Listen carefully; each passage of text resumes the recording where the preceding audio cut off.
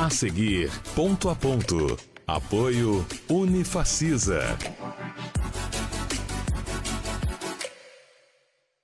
Alô, amigos, um abraço a todos. Adriano Galdino, o presidente da Assembleia Legislativa, tem dito que se Lula der um grito lá de Brasília e disser que quer ele no Partido dos Trabalhadores, imediatamente ele se filia à legenda para ser candidato ao governo do Estado, defendendo Lula pelo PT na eleição do ano que vem.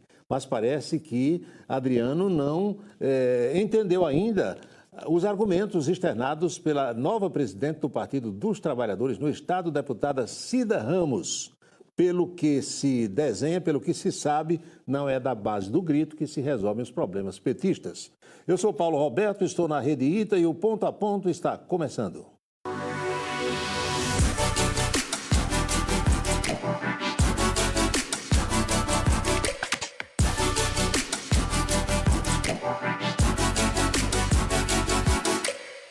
Cícero Lucena esteve reunido com Edinho Silva, novo presidente do PT, Partido dos Trabalhadores em nível nacional. Depois de fazer a caminhada de Santiago de Compostela, dá para dizer perfeitamente que essa alma, Cícero no caso, está querendo rezar. Sem falar em que nos aliados de primeira hora de Lula, que são e estão querendo um outro direcionamento da legenda em nível estadual. A nossa entrevista da semana é com um petista e sindicalista que já teve mandato na Câmara Municipal de Campina Grande.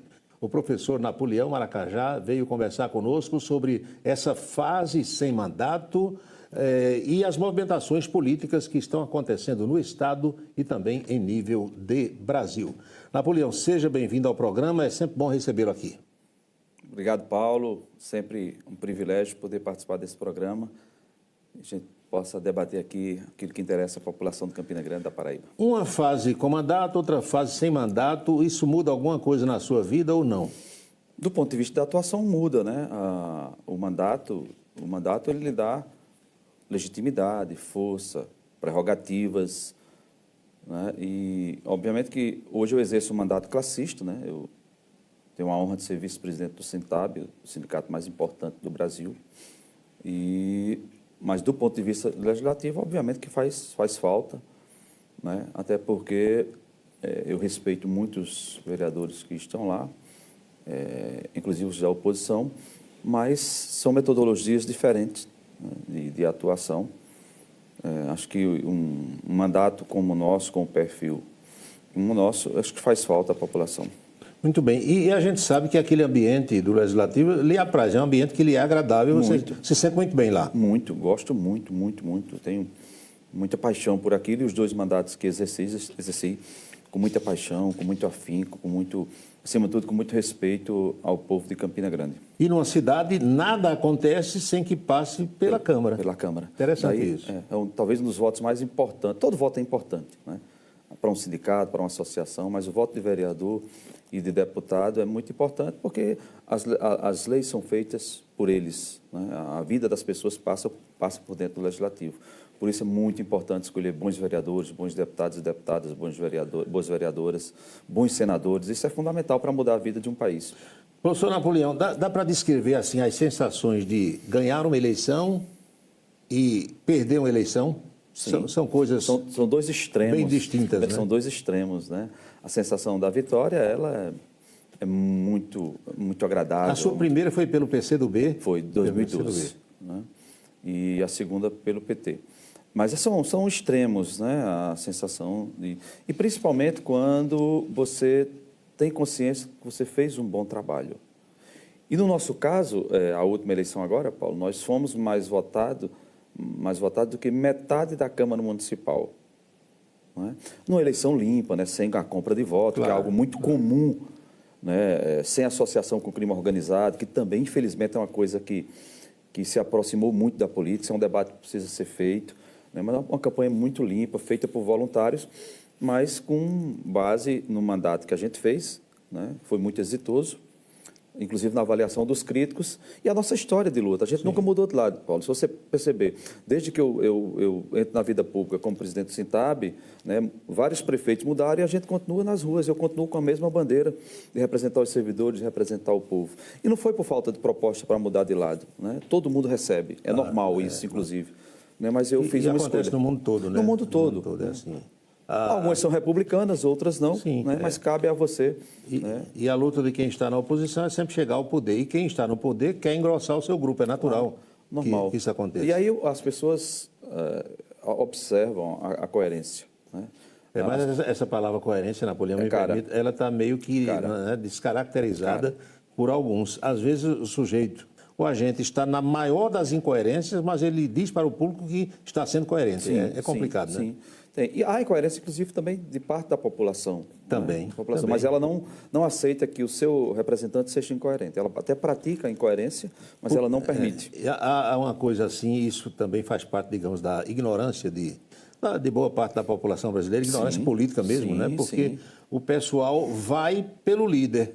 Tudo que o líder faz, endossa. Pode ser a coisa mais absurda do mundo. Perfeito. Não é verdade? Sem uma reflexão, né? Sem um acompanhamento. Por isso que eu digo, é importante acompanhar como os vereadores estão trabalhando. Né? E hoje existem as redes sociais, né? Aqueles que não produzem nada nas redes sociais, eu sempre digo que é porque ou não tem o que apresentar, o que mostrar, ou tem o que esconder. Né? Porque é para isso que existe a democracia representativa. Né? Campina Grande tem 415 mil habitantes. Não tinha como estar todo mundo na Câmara discutindo. Não se escolhe os representantes. A chamada democracia representativa. Você nomeia alguém para lhe representar ali. Isso. Né? E aí é muito sério. É uma procuração que você passa. Parte da população onde não tem a compreensão da importância do voto. E muitos nem lembram em que votaram, não acompanham em quem votou, mas isso não é culpa da população. A população é vítima de um Estado que, historicamente, negou à população a educação. Sim. Nós somos um país em que boa parte da população teve que ir até a escola, diferente de outros países que a escola ia até o cidadão. E isso tem consequências, né? Inclusive no voto, no comportamento, em tudo. nas práticas. E parece que não há muito interesse em que esse quadro seja modificado também. Não, porque esse status quo mantém uma estrutura arcaica, pesada. Mas interessantíssima para alguns. Sim, porque é ela que mantém. Né? É a falta do acompanhamento, dessa visão crítica do cidadão, né, que ele deixa, inclusive, de desfrutar da sua cidadania. Né? E não há como você avançar sem cidadania, na amplitude da palavra. Né? Quando o cidadão tem direito a uma rua calçada, nós ainda comemoramos no Brasil, alguns políticos ainda fazem festa para entregar um calçamento, coisa que a Europa resolveu há 100 anos atrás. Né? Não é sinônimo de favor. São os impostos da população retribuídos em algum serviço. É verdade. E aqui inventaram uma moda, também acho que é uma coisa muito brasileira, que você inaugura obra por etapas. Cada etapa tem uma festa, né? Primeira etapa, segunda etapa, tem obra que tem 10 etapas. É engraçado esse Inclusive, negócio. você me traz à cabeça, nós aprovamos várias leis nos 2 mandatos, mas no primeiro nós aprovamos uma que tem a ver com o que você está a reproduzir. A lei municipal nossa, sancionada por Romero à época, proíbe que os prefeitos inaugurem obras sem que antes elas tenham sido entregues à população no âmbito do município. O problema também nas câmaras é que muitas vezes a lei é aprovada, mas não há um segmento, a própria Câmara não fiscaliza. Inclusive, a aplicabilidade dela. Eu sugeri, inclusive, quando estava lá, que fosse criada uma comissão pluripartidária para que acompanhasse a fiscalização das leis. Né? É claro que também há vereadores que produzem coisas que são inúteis, servem apenas para alimentar traças, não é? Mas tem muitas leis boas. Né? Por exemplo, o vereador Olímpio tem se destacado na legislação animal, né? Avançou muito, mas não há, por parte da Câmara, uma comissão que pudesse fiscalizar. A lei está sendo aplicada, isso, né? Não é? Eu acho que isso era muito importante. Eu conheço muita gente que não é, digamos assim, simpatizante das esquerdas, de partidos de esquerda especialmente, mas que vota e votou em você, porque diz Napoleão Maracajá não é radical. Muito. É um sujeito que tem bom senso e isso também é uma nuance sua que cativa eleitores de outros segmentos da política. De todos os setores, evangélicos, pessoas de religiões afrodescendentes, porque quando as pessoas... O problema do representante do povo é se fazer conhecido. Né? E eu fui o único vereador na legislação passada que tinha um WhatsApp para interagir com a população. Né? E a gente era muito chamado, acho que a gente só perdia para o SAMU. Mas, assim, isso que você diz é verdade. Nós fazemos pesquisa, inclusive, nós temos pesquisa na época da eleição. E o nosso eleitorado ele é muito diversificado, né? Tanto do ponto de vista da escolaridade, do sexo e de todas as tendências, né? Porque eu digo o seguinte, muita gente trabalha o conceito de esquerda e direita sem saber. Outro dia eu fui dar uma entrevista e o jornalista perguntou o que eu era. Como era um debate, tinha outras pessoas acompanhando isso, vamos fazer o seguinte, você diz o que você entende por esquerda e por direita e eu digo onde eu caibo. Por exemplo, eu defendo que saúde, educação e segurança tem que estar na mão do Estado, sempre. Se isso é ser de esquerda, ser de direita, eu estou desse lado. Claro. O subsolo, recursos minerais, recursos naturais, na mão do Estado, não pode ser privatizado, não pode estar na especulação, né? A perfumaria, produzir celular, calçado, roupa, obviamente não faz sentido estar na mão do Estado. Claro, né?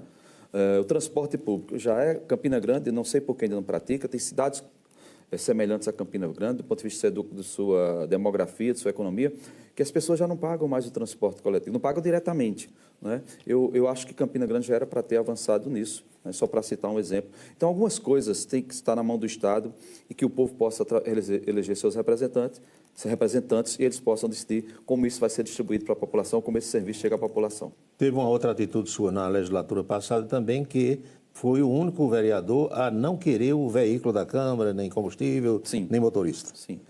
E votei contra o reajuste no primeiro e no segundo mandato. Aí alguém pode dizer, você não gosta de dinheiro, mas é claro que eu gosto de dinheiro. Quem não gosta de dinheiro?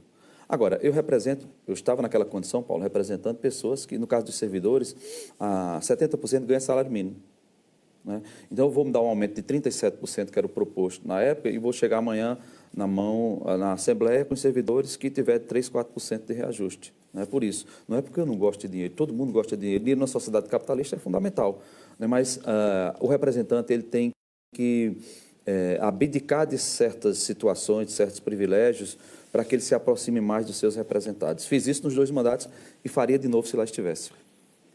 Para a gente fechar esse primeiro bloco, a gente falou sobre a questão política, mas na vida, como diz Marcilon Gonzaga, nosso colega de rádio, na vida real, como é que reage Napoleão Maracajá com os atropelos que a gente encontra no dia a dia, as vitórias e as derrotas também da vida? Olha, eu tenho um filho... A sua origem é humilde, a gente sabe, né? Sim. Tive uma vida muito dura, né? Eu nunca fui estudante, eu sempre fui trabalhador que estudava. Eu também era desse jeito. Eu nunca tive o privilégio que o meu filho tem, eu tenho um filho de 10 anos, que ele tem o privilégio de ser só estudante, não é? Eu não tive, assim como milhões de brasileiros não foram estudantes, foram trabalhadores que estudavam. Então, mesmo assim, eu concluí o ensino fundamental, médio, graduação, fiz doutorado, mestrado, tudo. Eu completei a minha carreira acadêmica. E é essa origem dura que faz a gente também ser resistente para as vitórias e para as derrotas. Não se empolgar demais com as vitórias e mas ter um certo preparo para... que as derrotas inevitavelmente vão acontecer. Isso para mim, para você, para Obama, para Trump, para Lula, para Bolsonaro, fazem parte da vida das pessoas. Eu ensino isso ao meu filho, porque as pessoas precisam saber que as frustrações vão acontecer e se a gente souber lidar com isso, elas nos tornam mais fortes, mais resilientes. Muito bem. Eu, sinceramente, confesso a vocês que eu gostaria muito que todos os professores em salas de aula por esse Brasil afora, independente de ensino infantil, fundamental, médio, superior, externassem opiniões como essa que Napoleão Maracajá está externando aqui. Eu acho que o resultado de cada semestre ou de cada fase dessa da educação brasileira seria melhor. A gente faz uma pequena pausa, volta já já com o segundo bloco do Ponto a Ponto. Não sai daí.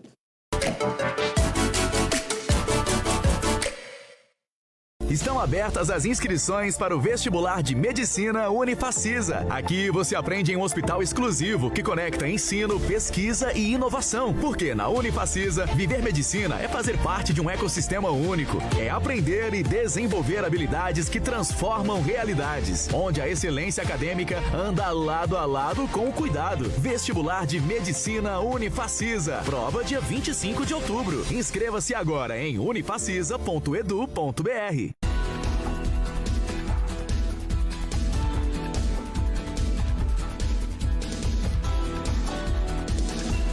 Enquanto o mundo gira, a notícia chega primeiro aqui para deixar você bem informado. Camisa 10, o blog do Paulo Roberto. Acesse www.camisa10.net.br. O Internacional Circo Kroner já é sucesso em Campina Grande. Alegria, equilíbrio, música e adrenalina em um show que supera suas expectativas. Viva sua própria experiência Kroner no Canal do Prado, ao lado do Motiva Ambiental. Estamos de volta com o Ponto a Ponto. O nosso entrevistado dessa semana é o ex-vereador, sindicalista, professor Napoleão Maracajá. Gentilmente veio conversar conosco. Continua lecionando? Sim. Continua em sala de aula? Tenho muito orgulho disso. Estou trabalhando com a ressocialização de presos. Eu trabalho desde 2018, que eu sou concursado no município de Campina Grande, né, e no estado da Paraíba. Sou professor de carreira das duas esferas. No estado, eu estou na escola Paulo Freire, que funciona dentro do presídio de Serrotão, né, trabalhando com alunas e alunos presos. Estou muito feliz lá. Pessoal interessado? Extraordinário, né? Assim, e quando nós chegamos lá, Paulo, em 2018, nós percebemos que muitos alunos tinham dificuldade de enxergar o quadro. Não viam. Porque o município não está dando conta nem de quem está fora, imagina quem está dentro dos presídios. Então, nós fizemos uma campanha com a OAB e conseguimos óculos e exame para todo mundo, né? Todos os alunos lá, a gente conseguiu gratuitamente óculos. O rendimento aumenta, né? Não tem como aprender sem enxergar bem. É verdade. Né? É uma lacuna do Estado.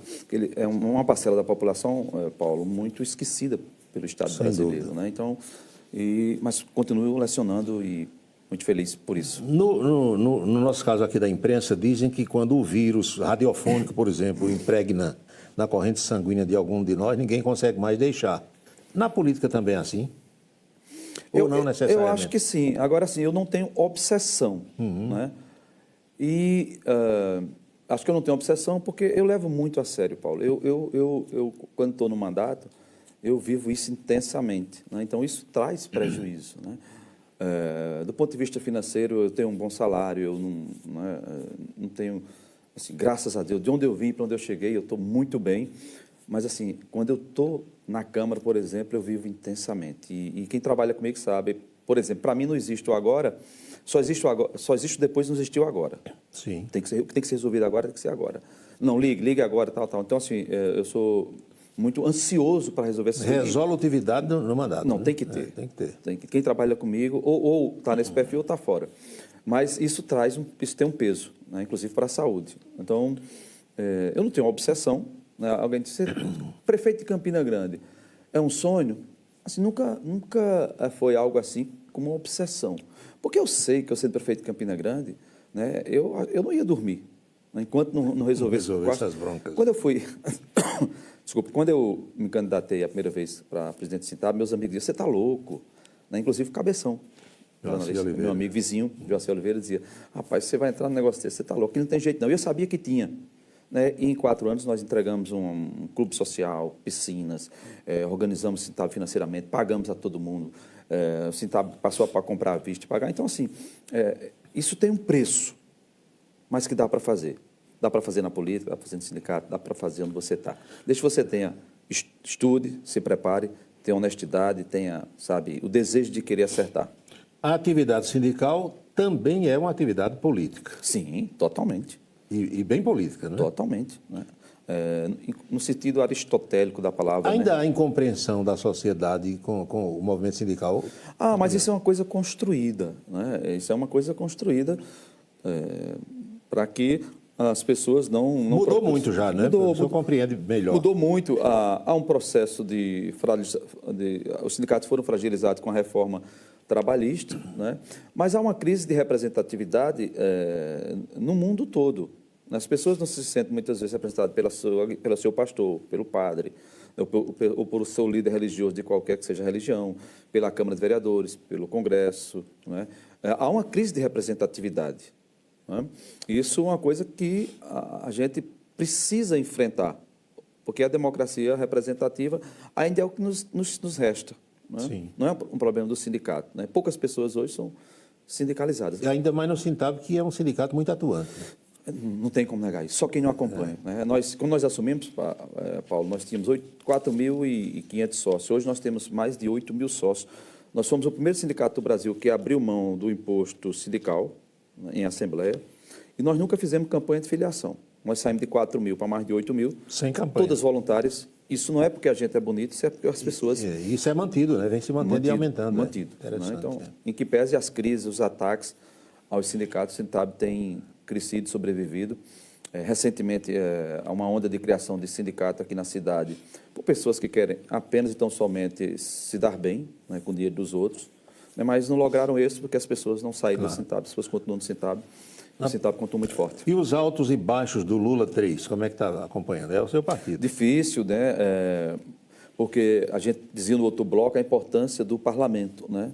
E nós temos, no meu modo de ver e de outros analistas, né, talvez o pior congresso da história do Brasil, que também não é um problema só do Congresso. Nós estamos regredindo, inclusive, do ponto de vista intelectual. Se você pegar, Paulo, as câmaras de vereadores do Brasil afora, boa parte dos vereadores sequer sabem falar. Sim. Né? Tem dificuldade. Tem dificuldade. Inclusive de entender o verdadeiro papel. Perfeito. Né? Tem isso Perfeito. também, Há uma disfunção, inclusive, da verdade. compreensão. Não é da população, é do próprio vereador. Não é? Então, isso puxa para baixo qualquer governo. Não é? Porque uma boa oposição, eu tive no meu mandato de presidente do Sintab, uma oposição muito violenta, raivosa e mentirosa. Mas eles me ajudaram muito. Porque aqueles que eles apontavam, mesmo que não fosse verdadeiro, a gente melhorava. E uma oposição, se as câmaras cumprissem o seu papel, tanto a nível municipal como Estado, aos níveis de Assembleia e de Congresso, os governos melhoravam muito. Então, o governo tem muita dificuldade de aprovar. Para vocês terem uma ideia, eu ouvi ontem o Paulinho da Força, né, dizer que talvez a isenção, olha o absurdo, a isenção do imposto para pessoas pobres que ganham até 5 mil, não fosse aprovada sem antes o projeto de anistia ser aprovado. Quer dizer, as pessoas estão sufocadas. O Brasil é o país do mundo que mais se cobra imposto. Ninguém aguenta pagar tantos impostos no Brasil. Então, qualquer medida que venha para atenuar isso tem que ser votada e abraçada por todos aqueles que se dizem representantes do povo. Fora disso, é picaretagem. É verdade. E essa fuga do que preceitua a Carta Magna, quando diz que os poderes devem ser autônomos, mas harmônicos. A gente vê aí esse problema sério com o Poder Judiciário também, que é uma coisa que chama a atenção. Agora, se você pegar o que a gente chama de excesso do Judiciário, muitas vezes por prevaricação... Também do Congresso. Do Congresso. Isso é óbvio. Vamos citar um exemplo aqui. O direito à greve no serviço público. Sim. Aprovado na Constituição de 88. Mais de 30 anos, não é isso? Sim. Ainda não foi regulamentado pelo Congresso Nacional. Só para citar um exemplo. A greve no serviço público. O que é que o Supremo teve que fazer? Por analogia, usando a lei da iniciativa privada. Ou seja, o Congresso prevarica, né, porque o Congresso tem atuado muito mais a favor de alguns grandes monopólios, oligopólios e benefícios próprios, com honrosas exceções. Eu sou radicalmente contra a... Generalização. Toda generalização ela é burra, ela é injusta e ela é criminosa. Né? Existe muita gente boa em todos os segmentos, inclusive na política. Muito bem. Não devemos demonizar, como você disse lá no primeiro bloco. Não satanizar, porque você vai favorecer o picareta. Exatamente. Né? Se você coloca todo mundo na vala comum, então não precisa escolher, não precisa acompanhar, não precisa fiscalizar. Se todo mundo é comum, se todo mundo é igual. E não é, a gente sabe que as pessoas não são iguais, os juízes não são iguais, os ministros não são iguais, as pessoas não são iguais, as instituições não são iguais, os países não são iguais, né? Então tem que ter cuidado com isso, porque você acaba condenando quem não tem que ser condenado e absolvendo quem precisa ser condenado. Eu tenho dito aqui nas nossas participações na Rede ITA que fico preocupado até em saber o que é ou como é que os professores dos cursos de Direito espalhados pelo Brasil dizem hoje aos seus alunos. Sabe que tem aluno curioso, tem aluno, né, que estuda bom e ele deve questionar assim, professor, aqui eu estou lendo na Constituição, está dessa forma, e por que não é feito assim? Se não houve emenda nesse artigo, né? Muito complicado. Muito complicado. Porque, na verdade, a Constituição de 88 é considerada uma das melhores do mundo, 37 anos. Ou seja, emendaram aquilo que não precisava emendar. E deixar de fazer emendas em pontos cruciais. Regulamentar. Verdade. Precisava citar o exemplo da greve do serviço público, mas teria muitos outros. Vários, é verdade. A prevaricação do Congresso. Sem dúvida. E essa tensão do governo brasileiro com o governo norte-americano, como é que está vendo? Eu acho que... primeiro que o mundo multipolar, o comércio multipolar é fundamental. Com o mundo globalizado, não é mais possível os países terem relações unilaterais. Não, isso não faz sentido. O mundo é globalizado. Né? A visão é outra. É outra, a produção é outra. Hoje, para você ter uma ideia, há 50 anos atrás, um carro era planejado, montado em um único país. Hoje você tem uma descentralização da produção. Você tem o para-choque montado num país, o motor em outro, né, a lataria em outro. Então, está uma descentralização. Eu estava vendo essa semana a fábrica de avião da Airbus, que é sede principal na França, vão peças de uns 20 países. Uma parte do Japão, vem uma da Alemanha, sai do Canadá, então junta tudo, monta o avião ali, né? Esse exemplo ilustra que não é mais possível os países terem relações unilaterais. Né? É claro que o presidente americano ele joga, obviamente, para seus eleitores, né? Quando ele prega esse protecionismo exacerbado, né? Mas, inclusive, dentro dos Estados Unidos, você sabe, você acompanha, a aprovação dele hoje... Deu uma queda. Deu uma queda muito grande, né? Eu espero que o Brasil avance. Né? Sou a favor do multilateralismo, da negociação com todos os países, inclusive com a Ásia. Convivência pacífica, né? Cada um defendendo seu interesse, claro. Cada um sabendo o seu tamanho. Toda a vida foi assim. Né? Tem que ser. Mais de 200 anos a relação Brasil-Estados Unidos. O presidente americano está lá defendendo o dele, né? Mas não é possível aceitar, né, intervenção. Aliás, os Estados Unidos são campeão mundial em intervenção, né? Inclusive arbitrárias, litigiosa em países do mundo. Né? Por exemplo, a questão com a Venezuela agora é a mesma com o Iraque. Né? O argumento de destruir o Iraque era que o Iraque produzia armas químicas. Né? Depois se provou que não tinha, zero disso, mas o país... A produção avisa que o tempo está quase no final, mas tem vaga para Cícero Lucena no PT? Eu acho que tem vaga para todo mundo, né? Desde que se comprometa com a agenda nacional do povo brasileiro, do povo mais pobre.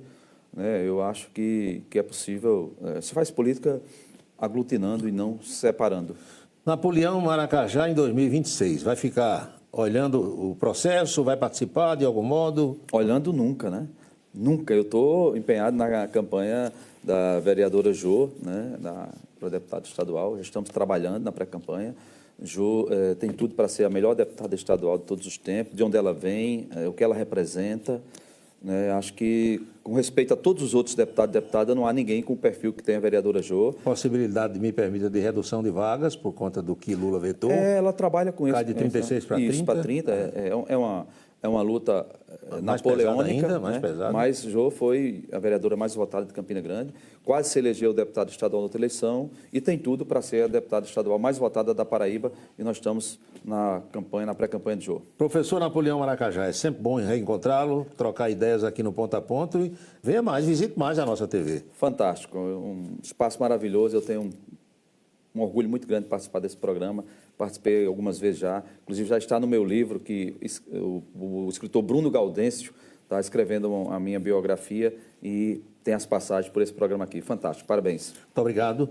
E a você de casa também o nosso melhor agradecimento. A gente marca encontro para o próximo Ponto a Ponto. Felicidades para todos e até lá.